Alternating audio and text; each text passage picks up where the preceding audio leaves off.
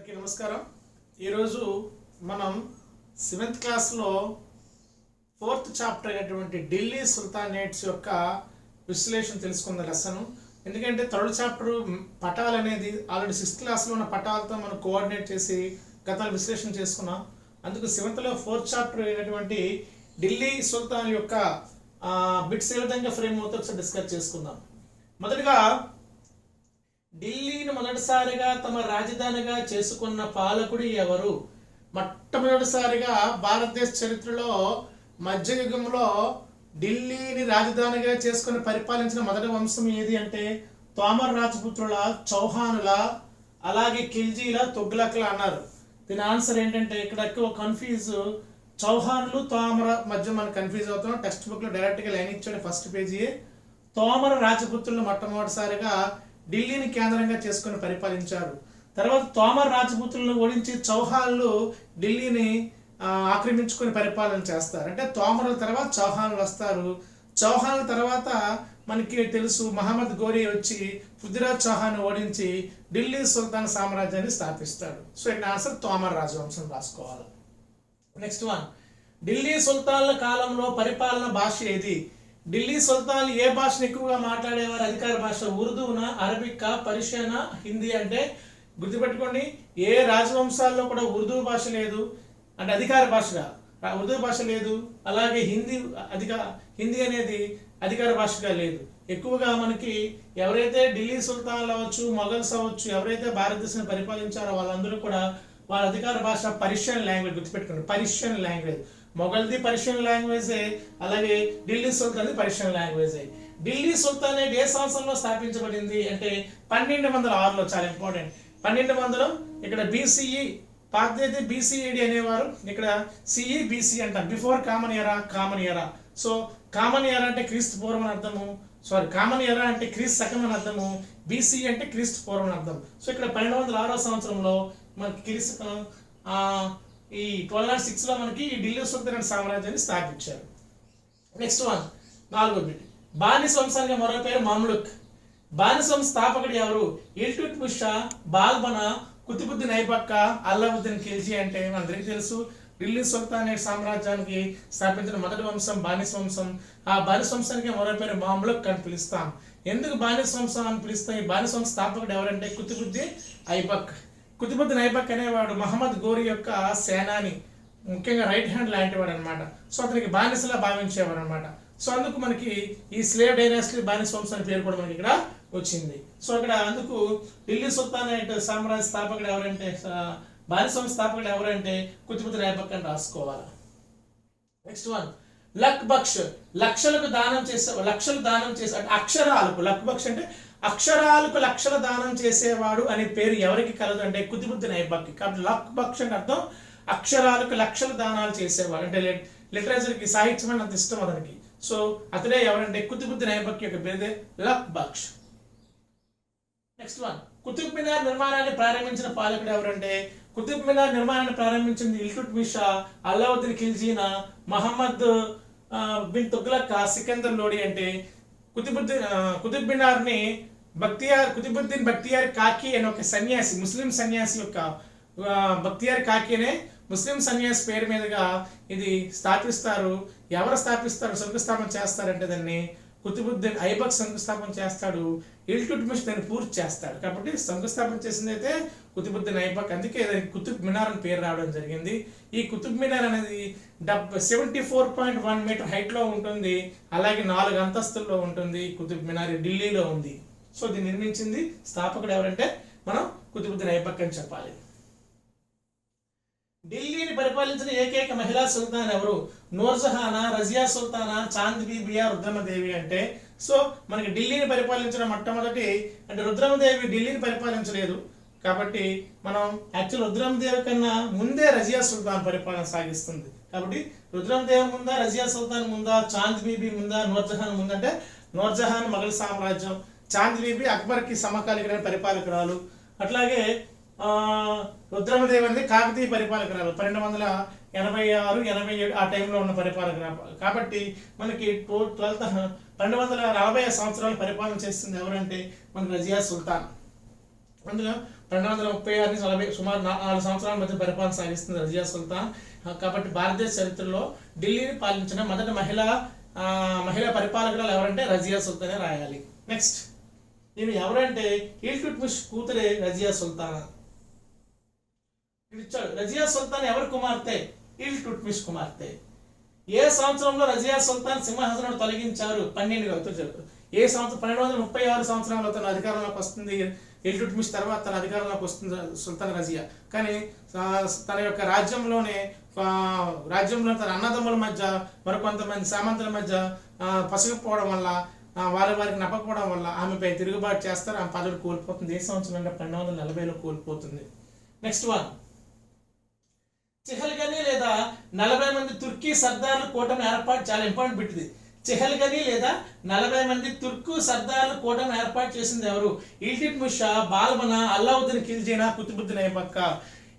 ఇక్కడ అర్థం ఏంటంటే చెహల్గనీ అనేది 40 మంది టర్కీ దేశానికి చెందిన సర్దార్ల కూటమి ఏర్పాటు చేసుకునేవాడు. వాళ్ళు గూఢచారులుగా పనిచేసేవారు. ఏ రాజు కంటే? ఇల్టుట్మిష్. కాబట్టి ఇల్టుట్మిష్ కాలంలో చెహల్గనీ ఉండేది. ఈ చెహల్గనీ 40 మంది టర్కీ దేశానికి చెందిన సర్దార్లు, వీళ్ళు ఇతను గూఢచారులుగా పనిచేసేవారు, అత్యంత నమ్మకస్తులుగా ఉండేవారు. ఆ చెహల్గనీ వ్యవస్థను ప్రారంభించింది ఎవరంటే ఇల్టుట్మిష్. నెక్స్ట్ వన్, రాజదర్బార్లో సిజ్దా మరియు ఫైబోస్ పద్ధతులను ప్రవేశపెట్టింది ఎవరు? అంటే సిజ్దా అంటే అర్థం ఏంటంటే రాజుగారి యొక్క పాదాలకి నమస్కారం చేయడం, రాజుగారి సింహాసనానికి నమస్కారం చేయడం పద్ధతులు మనం ఏమంటామంటే సిజ్దా, ఫైబోస్ అని పిలుస్తాం. ఈ పద్ధతుల్ని ఎవరు ప్రవేశపెట్టారంటే బాల్బన్ ప్రవేశపెట్టాడు. సో ఢిల్లీ సుల్తాన్లో మొదటి వంశం బానిస్ వంశం. ఆ బానిస్ వంశంలో గొప్ప రాజు ఎవరంటే బాల్బన్ అని చెప్పుకోవాలి. మొదటిగా కుతుబుద్దీన్ ఐబక్, తర్వాత ఇల్టుట్మిష్, తర్వాత సుల్తాన్ రజియా వస్తారు. సుల్తాన్ రజియా తర్వాత పరిపాలించిన ప్రముఖ పరిపాలకుడు ఎవరంటే బాల్బన్. ఆ బాల్బన్ కాలంలోనే రాజదర్బార్లో సిజ్దా, ఫైబోసా. సిజ్దా అంటే రాజుగారి యొక్క ఆ సింహాసనం దగ్గర ఉన్న చెప్పులని నమస్కారం చేసే ఒక సాంప్రదాయము, అలాగే సింహాసనానికి నమస్కారం చేసే సాంప్రదాయాన్ని ఇక్కడ మనకి ప్రవేశపెట్టిన వ్యక్తి ఎవరంటే అంటే రాజునేవాడు దైవం సంబుతుడనే భావన కల్పించిన వ్యక్తి ఎవరంటే ఢిల్లీ సుల్తాన్లో బాల్బన్ అని గుర్తుపెట్టుకోండి. నెక్స్ట్ వన్, ఖిల్జీ వంశ స్థాపకుడు ఎవడు? జలాలుద్దీన్ ఖిల్జీ. నెక్స్ట్ వన్, ఢిల్లీ సుల్తాన్లో మార్కెట్ సంస్కరణలు మరియు ధరల నియంత్రణ ప్రవేశపెట్టిన ప్రసిద్ధ పాలకుడు ఎవరు? ఢిల్లీ సుల్తాన్లోని ముఖ్యమైన మార్కెట్ సంస్కరణలు, సైనిక సంస్కరణలు, ఆర్థిక సంస్కరణలు చేసిన ప్రముఖమైన పరిపాలకుడు ఎవరంటే Alauddin Khilji. Very very important. అంటే ఢిల్లీ వంశంలో ముఖ్యమైన సంస్కరణలు, మార్కెట్ సంస్కరణలు అవ్వచ్చు, లేక ఢిల్లీ సుల్తాన్లు అన్ని వంశాల కల్లా గొప్పవాడు ఎవరంటే అతను కూడా అల్లావుద్దీన్ ఖిల్జీ అని రాసుకోవాలి. సో నెక్స్ట్ వన్, సైన్యంలో గుర్రాలకు ముద్ర వేసే దాగ్ అనే విధానాన్ని మరియు సైనికుల వివరాలను ప్రవేశపెట్టిన వ్యక్తి ఎవరు? ఎప్పటికప్పుడు సైనికుల యొక్క వివరాలను పట్టిక తయారు చేసి సైనికుల యొక్క డేటా కలెక్ట్ చేసేవాడు. సైనికులకి జాగీర్దారులైన రాజ్యాలు ఇచ్చి వాటిలో మీరు బతకండి అని చెప్పకుండా వారికి సైన్యానికి జీతం ఇచ్చే పద్ధతిని ప్రవేశపెట్టింది ఎవరంటే అల్లావుద్దీన్ ఖిల్జీ. అలాగే మార్కెట్లో తూనికలైనా చాలా పర్ఫెక్ట్గా ఉండాలని చెప్పిన వ్యక్తి అల్లావుద్దీన్ ఖిల్జీ. అలాగే తన యుద్ధ సమయంలో మంచి గుర్రాలను ఉపయోగించాలని చెప్పి ఏది మంచి గుర్రం అని చెప్పి దాగ్ అని ఒక ముద్ర వేసేవాడు అనమాట. గుర్రానికి దాగ్ అని ముద్ర వేసాడంటే ఆ గుర్రం మంచి గుర్రం కింద లెక్క. సో ఇలాంటి సంస్కరణలన్నీ ఎవరు చేశారంటే అల్లావుద్దీన్ ఖిల్జీ అని అర్థం. నెక్స్ట్, ఢిల్లీ సుల్తానేట్ సామ్రాజ్యం ఎవరి కాలంలో అత్యంత గరిష్ట స్థాయికి విస్తరించింది? అంటే ఢిల్లీ సుల్తాన్ యొక్క ప్రతిభ, ఢిల్లీ సుల్తాన్ యొక్క గొప్పతనం ఎవరి కాలంలో విస్తరించింది అంటే ఎప్పుడు చెప్పాను కదా, ఢిల్లీ సుల్తాన్ అందరిలో గొప్పవాడు ఎవరు? Alauddin Khilji. Answer Alauddin Khilji. Next one, Tughlaq వంశ స్థాపకుడు ఎవరు? గియాజుద్దీన్ తుగ్లక్. అతని తర్వాత మహమ్మద్ బిన్ తుగ్లక్ వస్తాడు. నెక్స్ట్ వన్, తన రాజధానిని ఢిల్లీ నుండి దౌలతాబాద్కి మార్చిన సుల్తాన్ ఎవరు? రాజధాని అనేది ఒక మధ్య ప్రాంతంలో ఉండాలి అని చెప్పేసి ఆ మహారాష్ట్రలో ఉన్నటువంటి ఢిల్లీ నుంచి మహారాష్ట్రలో ఉన్న దౌలతాబాద్కి రాజధానిని మార్చి అక్కడ పరిపాలన కేంద్రాలన్నీ దౌలతాబాద్కి లేదా దేవగిరికి మార్చి ఢిల్లీ నుంచి ప్రజలందరినీ కూడా దౌలతాబాద్కి రండి అని చెప్పేసి హుకుం జారీ చేసినటువంటి రాజధానిని మార్చిన వ్యక్తి ఎవరంటే మహమ్మద్ బిన్ తుగ్లక్. ఈ చర్య వల్ల అతనికి పిచ్చి తుగ్లక్ అని పేరు కూడా మనం పెట్టడం జరిగింది. నెక్స్ట్ వన్, ఢిల్లీ సుల్తాన్ల కాలంలో నాణ్యాల తయారీకి ఉపయోగించిన టంకా అనేది ఏ లోహం? గుర్తుపెట్టుకోండి, మనకి రెండు రకాల లోహాలు ఢిల్లీ సుల్తాన్ సామ్రాజ్యంలో కనిపిస్తుంది. ఒకటి జిటాల్, ఇంకోటి టంకా. టంకా అనేది వెండి నాణ్యం, గుర్తుపెట్టుకోండి, వెరీ ఇంపార్టెంట్. ఈ క్రింది వాళ్ళని భిన్నమైనదని ఇవ్వచ్చు. అందులో టంకా అనేది వెండి నాణ్యం, జటాల్ అనేది రాగి నాణ్యం. కాబట్టి ఢిల్లీ సుల్తాన్ల కాలంలో ప్రముఖ నాణ్యాలు రెండు, ఒకటి వెండి, రాగి. అందులో వెండి నాణ్యం పేరు టంకా, అలాగే రాగి నాణ్యం పేరు జటాల్. నెక్స్ట్ వన్, మహమ్మద్ బిన్ తుగ్లక్ ప్రవేశపెట్టిన ఏ సంస్కరణ పూర్తిగా విఫలమైంది? అతను రెండు రకాల సంస్కరణ ప్రవేశపెట్టారు. ఒకటి ఏంటంటే రాజధాని ఢిల్లీ నుంచి దేవగిరికి మార్చడం, అలాగే అంతవరకు ఉన్న వెండి నాణ్యాల బదులుగా ఇనుప నాణ్యాలు, రాగి నాణ్యాలు ముద్రించమని అతను హుకుం జారీ చేశాడు. సో ఈ రెండు సంస్కరణల వల్ల మొత్తం ఆర్థిక వ్యవస్థ నాశనం అయిపోయిందని మనం ఇక్కడ చెప్పుకోవాలి. రాగి నాణ్యాలు ప్రవేశపెట్టడం, అలాగే రాజధానిని మార్చడం, అలాగే దోయా ప్రాంతంలో అంటే మన గంగా యమున పరిసర ప్రాంతాల్లోనే అప్పటికే పంటల పండుగ ప్రజలందరూ ఇబ్బంది పెడితే 30% వాళ్ళ ట్యాక్స్ వాళ్ళ మీద వేసేసారు. పంట పండింది 30% ట్యాక్స్ ఎలా వేస్తారు? 3% ట్యాక్స్ని వాళ్ళు కట్టలేరు. సో ఇలాంటి చర్యలు అనేవి, ఇలాంటి 3 రకాల చర్యలు అనేవి అతనికి ఒక బ్యాడ్ నేమ్ తేవడం జరిగింది చరిత్రలోనే. నెక్స్ట్, ప్రసిద్ధ మొరాకో యాత్రికుడు ఇబన్ బటూటా ఎవరి కాలంలో వచ్చారు అంటే అల్లావుద్దీన్ ఖిల్జీ కాలంలో మనకి అమీర్ ఖుస్రూ ఉంటారు, మహమ్మద్ బిన్ తుగ్లక్ కాలంలో ఇబన్ బటూటా ఉంటాడు. సో ఇబన్ బటూటా అనేవాడు ఎవరి కాలం చెందినవాడు అంటే మనకి మహమ్మద్ బిన్ తుగ్లక్ కాలానికి చెందిన ప్రముఖ యాత్రికుడుగా చెప్పొచ్చు. అతను మొరాకో, ఆఫ్రికాలో మొరాకో చెందినటువంటి యాత్రికుడు. నెక్స్ట్ వన్, సుల్తాన్ల కాలంలో వ్యవసాయ భూములపై విధించే పన్నును ఏమని పిలిచేవారు?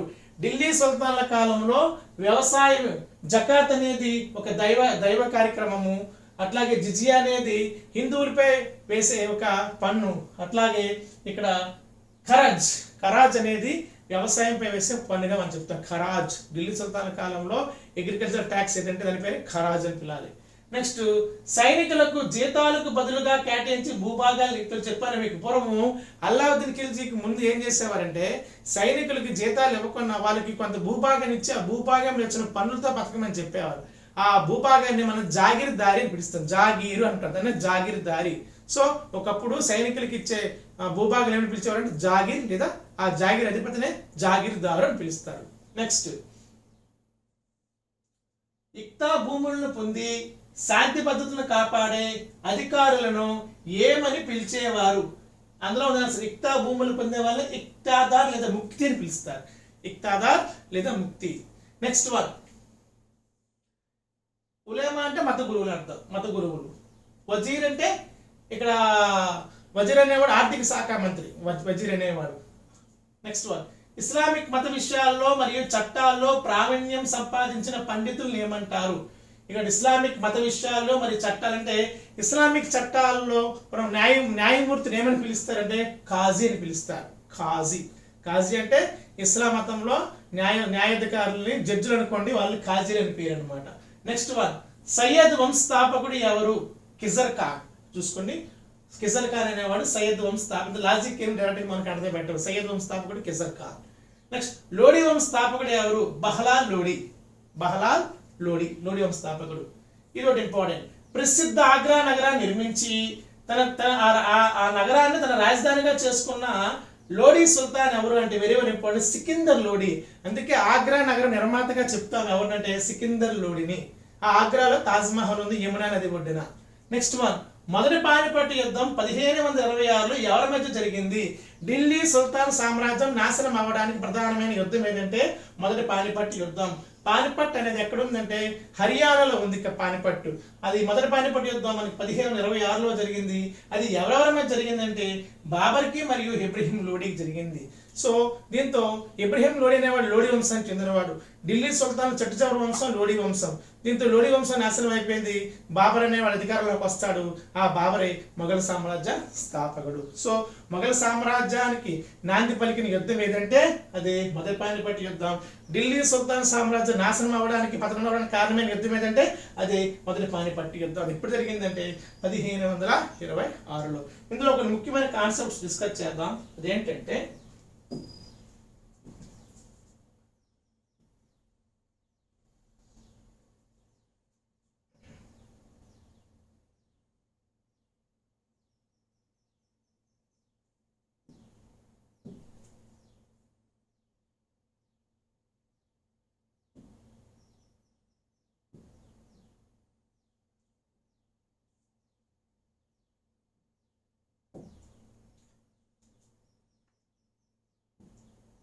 ఢిల్లీ సుల్తాన్ సామ్రాజ్యము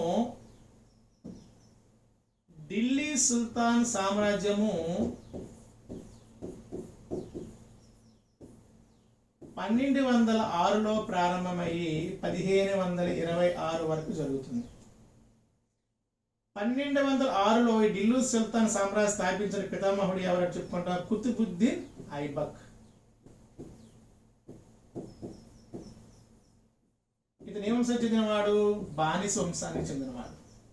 ఢిల్లీ సుల్తాన్లో మొదటి వంశం బానిస వంశం, రెండవ వంశం ఖిల్జీ వంశం, మూడవ వంశం తుగ్లక్ వంశం, నాలుగవ వంశం సయ్యద్ వంశం, ఐదవ వంశం లోడీ వంశం.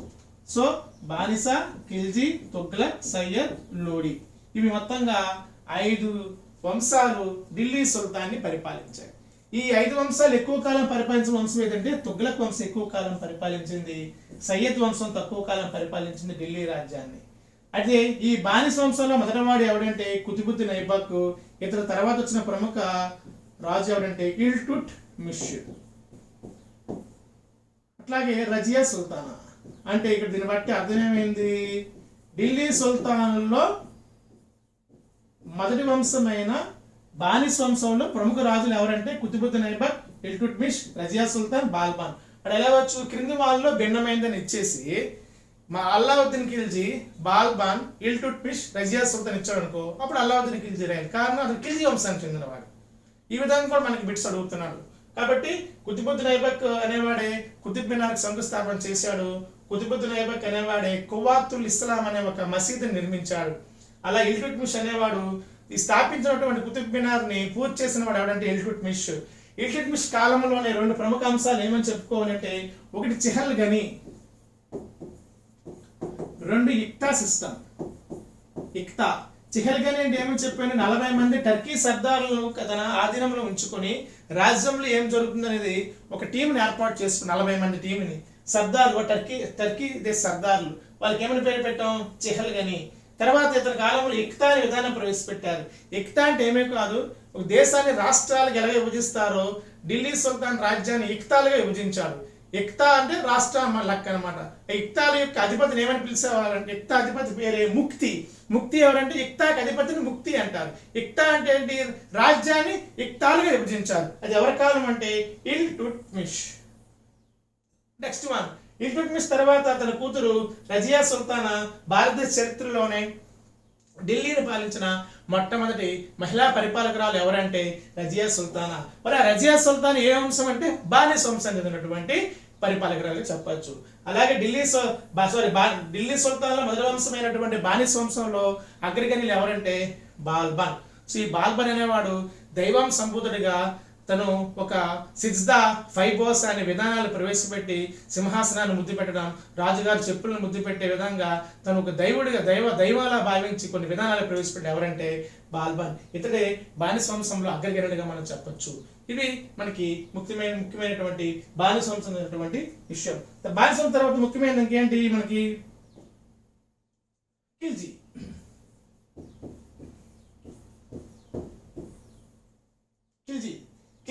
ఖిల్జీ సామ్రాజ్య స్థాపకుడు ఎవరంటే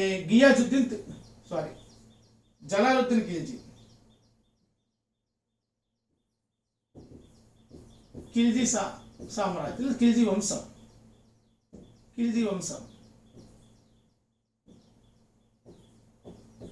ఖిల్జీ వంశంలో ముఖ్యంగా ఇద్దరు వస్తారు. ఒకరు జలాలుద్దీన్ ఖిల్జీ, మరో వ్యక్తి అల్లావుద్దీన్ ఖిల్జీ. సో జలాలుద్దీన్ ఖిల్జీ, అల్లావుద్దీన్ ఖిల్జీ ఇద్దరు చాలా ముఖ్యమైన పరిపాలకులు. ఈ పరిపాలకులలో గొప్పవాడు ఎవరంటే అల్లావుద్దీన్ ఖిల్జీ. ఎందుకంటే అల్లావుద్దీన్ ఖిల్జీ అనేవాడు సిద్ధ సైన్యాన్ని తయారు చేశారంటే స్టాండింగ్ ఆర్మీ. అల్లావుద్దీన్ ఖిల్జీ కాలంలోనే దాగ్ అనే విధానం అంటే ముఖ్యంగా దాన్ని ఏమంటామంటే మేలు రకమైన గుర్రాలకు ముద్రలు వేసి యుద్ధ సమయంలో ఆ గుర్రాలను ఉపయోగించేవాడు. చౌతా అనే ప్రముఖమైన కొన్ని పనులు విధించాడు, స్వదేశీ విదేశీ పనుల్లాగా అనమాట. మార్కెట్ సంస్కరణలు చేశాడు. అలా ముఖ్యమైన హిందూ దేవాలయాలు నాశనం చేశాడు. అలాగే గుజరాత్ అనే ప్రాంతం, రణతంబోర్ అనే ప్రాంతం, చిత్తోడ్ అనే ప్రాంతాన్ని ఆ మాల్వా అనే ప్రాంతాలని, ఇవన్నీ కూడా ముఖ్యమైన ప్రాంతాలన్నీ కూడా ఆక్రమించుకున్నాడు ఎవరంటే అల్లావుద్దీన్ ఖిల్జీ. ఈ అల్లావుద్దీన్ ఖిల్జీ కాలంలోనే కాకతీయ సామ్రాజ్యం పైన, అలాగే యాదవ సామ్రాజ్యం పైన దాడి చేశాడు. ఎవరు అంటే ఈ అల్లావుద్దీన్ ఖిల్జీ కాలంలోనే దాడులు జరిగాయి. అంటే దక్షిణ భారతదేశం వైపు వచ్చినటువంటి ఢిల్లీ సుల్తాన్ మొదటి రాజు ఎవరంటే మనకి అల్లావుద్దీన్ ఖిల్జీ. ఉత్తర భారతదేశంలో ఢిల్లీ సుల్తాన్ రాజుల్లో ఎవరు దక్షిణ భారతదేశానికి వచ్చి దక్షిణ భారతదేశ రాజ్యాలపై దాడి చేశారంటే అల్లావుద్దీన్ ఖిల్జీ. అల్లావుద్దీన్ ఖిల్జీ డైరెక్ట్ గా దక్షిణ భారతదేశ రాజ్యాలకు రాలేదు, కానీ అతని ప్రముఖమైన సేనాని మాలిక్ కపూర్. మాలిక్ కపూర్ ఎవరి యొక్క ప్రముఖ సేనాని అంటే అల్లావుద్దీన్ ఖిల్జీ సేనాని. ఈ మాలిక్ కపూర్ అనేవాడు ఒక హిందువు, కానీ తను చాలా బాగా ఉపయోగపడతాడు మన అర్థానికి అని చెప్పేసి తను తీసుకెళ్ళిపోయి తను సైన్యానికి తన రాజుకి తీసుకెళ్ళిపోయి తన మతం మార్చేశాడు. ఎవరినంటే మాలిక్ కపూర్ని. సో అల్లావుద్దీన్ ఖిల్జీ యొక్క సేనాని ఎవరంటే మాలిక్ కపూర్. ఈ మాలిక్ కపూరే దక్షిణ భారతదేశ రాజ్యాలపై దాడి చేయడానికి అల్లావుద్దీన్ ఖిల్జీ తన వైపు నుంచి పంపించాలని చెప్పాలి ఇక్కడ మనకి. నెక్స్ట్ వన్, తుగ్లక్ వంశం.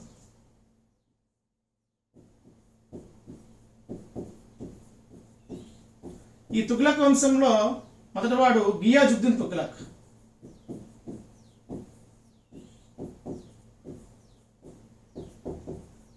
ఇతని తర్వాత ప్రముఖ వ్యక్తి వస్తారు మహమ్మద్ బిన్ తుగ్లక్. ఇతని తర్వాత మరో వ్యక్తి ఫిరోజ్ షా తుగ్లక్.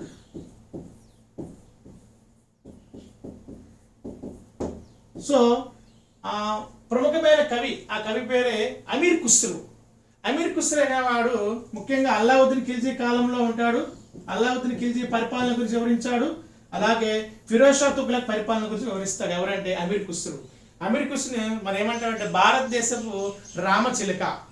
భారతదేశపు రామచిలుకగా ఎవరిని పిలుస్తామంటే మనం అమీర్ ఖుస్రోని పిలుస్తారు. సో అమీర్ ఖుస్రో చాలా ముఖ్యమైన పర్షియన్ కవిగా చెప్తాం, అయితే అరబిక్ కవి కూడా చెప్తాం. అయితే ఇక్కడ తుగ్లక్ వంశంలో మహమ్మద్ బిన్ తుగ్లక్ అనేవాడు ప్రముఖ వ్యక్తిగా చెప్తాను, ఎందుకంటే ఇతనికి చాలా నాలెడ్జబుల్ పర్సన్. ఇతనికి ఫిలాసఫీ సబ్జెక్ట్ బాగా ఎక్స్పర్ట్, ఇతను మ్యాథమెటిక్స్ ఎక్స్పర్ట్, ఇతను జియోగ్రఫీలో ఎక్స్పర్ట్, కానీ పరిపాలన మాత్రం నిల్లు. పరిపాలన పెద్ద పరిపాలించలేకపోయాడు అనమాట. కానీ ఇతని ఫిలాసఫీలు, మ్యాథమెటిక్స్ అంటే ఈ మొత్తం ఢిల్లీ సుల్తాన్ అందరిలోనూ గొప్ప చదువుకున్నటువంటి ఎడ్యుకేటర్ ఎవరంటే మాత్రం మహమ్మద్ బిన్ తుగ్లక్. కానీ ఢిల్లీ సుల్తాన్ అందరిలోనే పిచ్చి తుగ్లక్ బిహేవ్ చేసిన వ్యక్తి కూడా మహమ్మద్ బిన్ తుగ్లక్ చెప్పుకుంటాం మనం. సో దానికి కారణం ఏమిటి అంటే మనకు తెలుసు. ఏం చేశాడంటే మహమ్మద్ బిన్ తుగ్లక్ చేసిన పని, రాజధాని అనేది ఒక పక్కన కాకుండా మధ్యలో ఉన్నట్లయితే విదేశీ దాడులు వేగంగా జరగవని ఆలోచనతో మహారాష్ట్రలో ఉన్నటువంటి దేవగిరి, దీనికే మరో పేరు దౌలతాబాద్, దేవగిరికి రాజధాని మార్చాడు. మాత్రమే రాజధాని అంటే పరిపాలనా కేంద్రాలు ఇక్కడ నిర్మించాడు. అక్కడ ఉన్న అధికారులందరినీ ఇక్కడ రమ్మని చెప్పాడు, ప్రజలను కూడా అక్కడి నుంచి రమ్మని చెప్పాడు. అక్కడి నుంచి ఢిల్లీ నుంచి దేవగిరి రమ్మని చెప్పాడు. అక్కడ ఆగిందా చాలా మంది ఆ ప్రయాణంలో చనిపోయారు, అంత దూరం ప్రయాణించలేక. దౌర్జన్యంగా అక్కడి నుంచి పరిపాలనా కేంద్రాలు తరలించమని చెప్పాడు, ఆ అధికారులు తరలించమని చెప్పాడు, ఉద్యోగులు తరలించమని చెప్పాడు, ప్రజలను కూడా అక్కడ రమ్మని చెప్పాడు. ఇది ఒక చరిత్ర. తర్వాత ఏం చేశాడు, మళ్ళీ ఈ దేవగిరి నుంచి మళ్ళీ ఢిల్లీకి మళ్ళీ రాజధాని మళ్ళీ అటు షిఫ్ట్ చేశాడు. సో స్థిరమైన ఆలోచనతో లేదు. రెండో అంశం ఏంటంటే అప్పటికి గంగా యమునా ప్రాంతంలో కరువు తాండవిస్తుంది. అలాంటి సమయంలో 30% ట్యాక్స్ విధించమని, రైతులకు విధించమని తను చట్టం చేయడం జరిగింది. ఇది ఒక మెంటల్ పని అనమాట. అక్కడ తాగిందా ఆ రోజుల్లో ఎక్కువగా వెండి నాణాలు అమల్లో ఉండేవి. వెండి నాణాలు, ఈ వెండి నాణాల బదులు రాగి నాణాలు వేయించాడు. మరి రాగి నాణాల బదులు ఇనుపు నాణాలు వేయించాడు, ఐరన్ కాయిన్స్. మరి ఇనుపు నాణాల నుంచి మళ్ళీ తూచని చెప్పేసి మళ్ళీ వెండి నాణాలకు వచ్చాడు. సో ఇవంతా వృధా అయిపోయింది మెట్లంతా కూడా. సో ఇట్లా మనకి ఈ 3 చర్యల వల్ల మనం మహమ్మద్ బిన్ తుగ్లక్ని మనం ట్యాక్స్ ఇచ్చిన విధానం అవ్వచ్చు, రాజధాని మార్చిన విధానం అవ్వచ్చు, నాణ్యాలు మార్చిన విధానం అవ్వచ్చు, ఈ విధానాల వల్ల తను పిచ్చి తుగ్లక్గా తను పేరు మార్చుకోవడం జరిగింది, పేరు పిలవడం జరిగింది. నెక్స్ట్ వన్, తుగ్లక్ తర్వాత ముఖ్యమైన వంశం సయ్యద్ అండ్ లోడి. ఇందులో పెద్దగా ప్రముఖ వ్యక్తులు ఎవరైతే లేరు. సయ్యద్ వంశం, లోడి వంశం. ఇందులో లోడి వంశంలో ప్రముఖమైన వ్యక్తులు 2 ఉంటారు. మొదటి వాడు బహలాల్ లోడి, తర్వాత సికిందర్ లోడి, ఇంకో వ్యక్తి కూడా తీసుకుంటే అతని పేరు ఇబ్రహీం లోడి. లోడి వంశ స్థాపకుడు బహలాల్ లోడి. ఆగ్రా నగర్ నిర్మించిన వాడు ఎవరు అంటే సికిందర్ లోడి, ఆగ్రా నగర్. అట్లాగే ఇబ్రహీం లోడి ఎవరంటే లోడి వంశంలో చివరివాడు. ఢిల్లీ వంశంలోని చివరివాడు. అలాగే బాబర్తో యుద్ధం చేసి ఓడిపోయాడు. ఎవరు? ఇబ్రహీం లోడి. ఆ యుద్ధమే పేరేంటంటే పానిపట్ యుద్ధం. మనకి 3 పానిపట్ యుద్ధాలు జరుగుతాయి. ఒకటి 1526, 2 1556, 3 1761. ఇందులో 1526లో బాబర్కి ఇబ్రహీం లోడికి జరుగుతుంది యుద్ధం. బాబర్ గెలుస్తాడు. 1556లో హేము మరియు అక్బర్ జరుగుతుంది. ఇందులో అక్బర్ గెలుస్తాడు. 1561లో మనకి అహ్మద్ షా అబ్దాలి మరియు ఆఫ్ఘన్ల మధ్య యుద్ధం జరుగుతుంది. ఇది 1561లో. సో ఇలా ఈ 3 యుద్ధాలు మనం పానిపట్ యుద్ధాలు ఎందుకన్నామంటే ఆ యుద్ధం పానిపట్ అనే ప్రాంతంలో జరిగింది. పానిపట్ ఎక్కడ ఉందంటే ప్రస్తుతం హర్యానా రాష్ట్రంలో ఉంది. ఇవి ముఖ్యంగా మనం హైలైట్ చేసుకోవాలి. దీని తర్వాత వీళ్ళ కాలంలో నాణ్యాలు 2 రకాల నాణ్యాలు ఉండే. ఒకటి టంకా, ఇంకోటి జటాల్. టంకా అనేది వెండి నాణ్యం. ఇది గుర్తుపెట్టుకోవడం చాలా ఇంపార్టెంట్. టంకా అనేది వెండి నాణ్యం, జటాల్ అనేది రాగి నాణ్యం. అలాగే వీళ్ళ కాలంలో ప్రముఖమైన నిర్మాణాలు అలై దర్వాజా, ఇది అల్లావుద్దీన్ ఖిల్జీ నిర్మించాడు. 2 కువాత్ ఉల్ ఇస్లాం, ఇది కుతుబుద్దీన్ ఐబక్ నిర్మించాడు ఇస్లాం. ఇంకోటి కుతుబ్ మినార్, ఈ కుతుబ్ మినార్ కూడా కుతుబుద్దీన్ ఐబక్ నిర్మించాడు. అలై దర్వాజాను అల్లావుద్దీన్ ఖిల్జీ నిర్మించాడు. అలాగే కువాతుల్ ఇస్లాం మసీదు కుతుబ్ మినార్ నిర్మించింది కుతుబుద్దీన్ ఐబక్. అలై దర్వాజా నిర్మించింది ఇది ఎవరంటే అల్లావుద్దీన్ ఖిల్జీ. ఇవన్నీ ఢిల్లీలోనే ఉన్నాయి. వీళ్ళ అధికార భాష ఏదంటే పర్షియన్. వీళ్ళు ఏ మతస్థులు అంటే సున్నీ మతస్థులు. అంటే ముస్లిం మతంలో సున్నీ విభాగానికి చెందిన మతస్థులు ఎవరంటే ఈ ఢిల్లీ సుల్తానులు. సో ఇది మొత్తానికి బానిస వంశము, తర్వాత ఖిల్జీ వంశము, తర్వాత తుగ్లక్ వంశము, తర్వాత సయ్యద్ వంశం, తర్వాత లోడి వంశం. సో ఇవి అతి ముఖ్యమైనటువంటి ఢిల్లీ సుల్తాన్ యొక్క రాజ్యం, వాటి యొక్క విషయాల తర్వాత మనం నెక్స్ట్ మరో టాపిక్ కలుద్దాం. ధన్యవాదాలు.